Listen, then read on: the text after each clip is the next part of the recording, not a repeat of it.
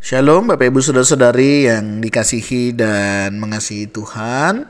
Kita bersyukur hari ini kita boleh ada ya, sebagaimana kita ada semua karena berkat dan kemurahan-Nya.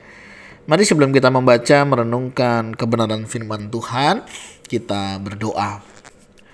Tuhan, terima kasih, kami bersyukur hari ini Engkau boleh memberkati kami. Kami ada sebagaimana kami ada semua karena berkat kemurahan-Mu.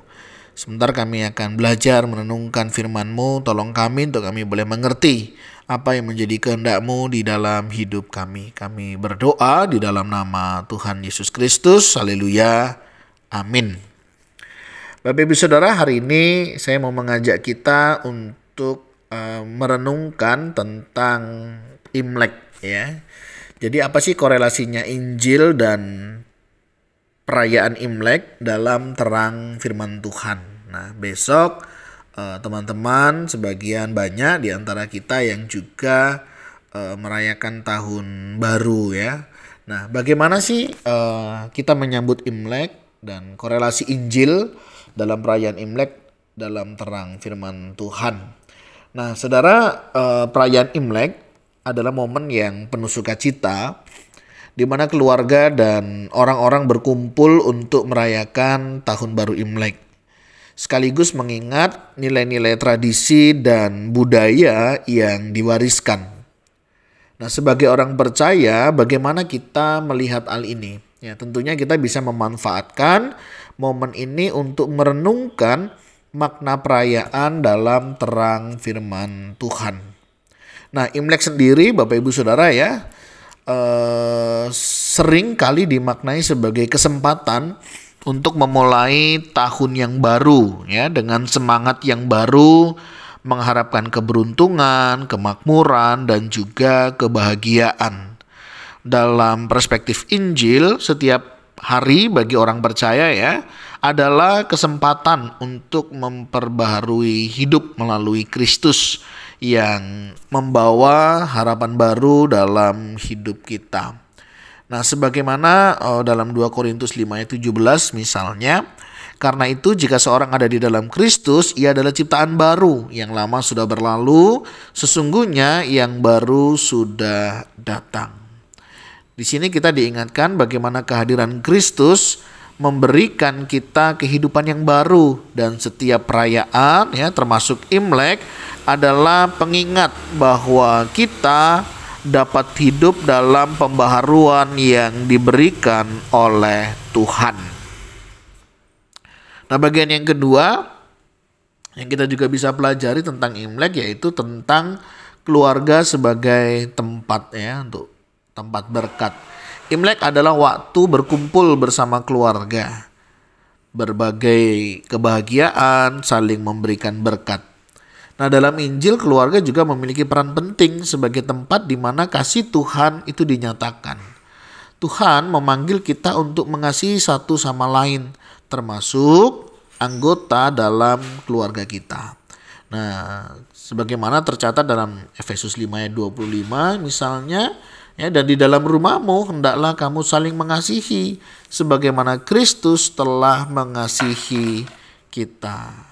Nah, saat kita merayakan Imlek, kita dapat mengingat bahwa keluarga adalah berkat dari Tuhan ya, dan ini menjadi tempat di mana kasih-Nya harus diwujudkan ya. Ada beberapa yang merantau pada pulang ya, atau beberapa anak berkunjung menjumpai orang tua. Saudara, gunakan kesempatan kumpul bersama keluarga ini untuk menyatakan kasih Tuhan, untuk menyatakan berkat Tuhan, sehingga kasih-Nya ya, kasih Tuhan itu bisa diwujud nyatakan. Kesempatan ini saudara yang sangat baik ya. Anak memberi kepada orang tua memberi kepada anak ya. Ada satu tradisi yang menarik ya di dalam Imlek. Kalau mereka yang sudah bekerja, mereka berbagi berkat kepada orang tuanya, dan orang tuanya akan berbagi berkat kepada cucunya ya, dan lain sebagainya. Nah, tentunya ini menjadi satu momen yang sangat baik untuk dikerjakan. Nah, yang ketiga, bagaimana perspektif Injil dalam perayaan Imlek, kita melihat berkat dan kedermawanan ya. Tradisi Imlek juga sering diwarnai ya dengan kebiasaan memberi angpau ya, atau sebuah amplop yang berisi uang di dalamnya sebagai tanda berkat. Nah, dalam Injil sendiri kita diajarkan juga untuk menjadi saluran berkat bagi orang lain ya. Memberikan dengan hati yang tulus adalah bagian dari panggilan kita sebagai seorang Kristen. Dalam 2 Korintus 9 ayat 6, ingatlah hal ini, siapa yang menabur sedikit akan menuai sedikit juga, dan siapa yang menabur banyak akan menuai banyak juga. Memberi bukan soal materi, tapi juga memberi kasih, perhatian, dan waktu kita. Sebagai orang percaya, kita dipanggil untuk hidup dalam kedermawanan yang mencerminkan hati Tuhan yang penuh kasih ya. Senang saya melihat ya mereka saling berbagi satu dengan yang lainnya. Nah, ini menjadi satu kesempatan saudara juga menyatakan kasih dan berkat dari Tuhan. Beberapa waktu yang lalu kami menghantar mertua pulang ke Medan, waktu itu lewat jalur Jogja begitu, kami menginap di satu tempat penginapan. Nah, di mana hari itu keluarga mereka itu sedang merayakan Imlek ya. Ada satu keluarga hidupnya sederhana sekali ya. Dari cara berpakaian, cara mereka duduk ya, itu sangat terlihat sekali menantikan keluarga yang lain datang. Nah, menariknya Bapak Ibu Saudara, tidak ada pembedaan ya.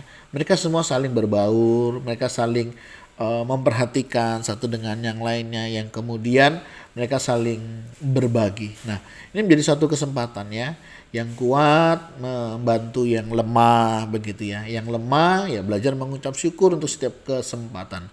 Memberi bukan berapa banyak ya, tentang berapa banyak yang kita miliki, tapi bagaimana kita belajar untuk mensyukuri. Jadi sekali lagi, memberi bukan tentang berapa banyak yang kita miliki, tetapi berapa banyak yang hari ini kita sudah bisa syukuri. Nah, yang selanjutnya atau yang keempat dalam tradisi Imlek yang kita bisa lihat yaitu mencari kehadiran Tuhan dalam segala hal. Imlek dapat menjadi kesempatan untuk merenungkan bagaimana kita dapat lebih mendekatkan diri kepada Tuhan.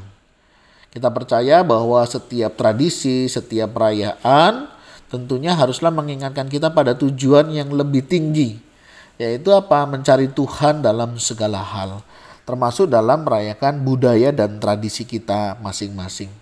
Carilah Tuhan selama ia dapat ditemukan, serulah dia selama ia dekat ya, sebagaimana Yesaya 55 ayat 6 mengingatkan hal ini kepada setiap kita. Nah, di tengah perayaan Imlek kita bisa mengambil waktu untuk berdoa, merenung dan mencari hadirat Tuhan, agar hati kita penuh dengan damai sejahtera yang hanya datang darinya. Nah, ini menjadi satu kesempatan ya Bapak Ibu Saudara buat kita merayakan Imlek bersama dengan keluarga. Dietrich Bonhoeffer menulis, berkat terbesar dalam hidup adalah mengenal kasih Allah dan berbagi kasih itu dengan sesama. Hal ini mengingatkan kita bahwa berkat terbesar dalam hidup bukanlah kemakmuran materi, tetapi hubungan kita dengan Tuhan dan sesama.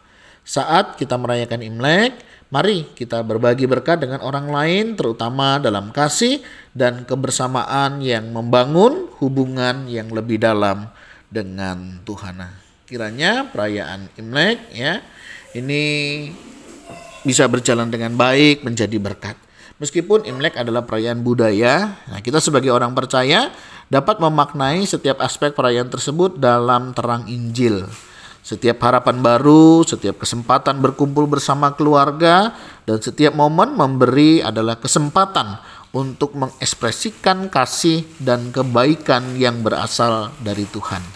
Selamat menyambut Imlek dan semoga tahun baru ini membawa pembaharuan dan berkat yang melimpah bagi kita semua. Tuhan, terima kasih.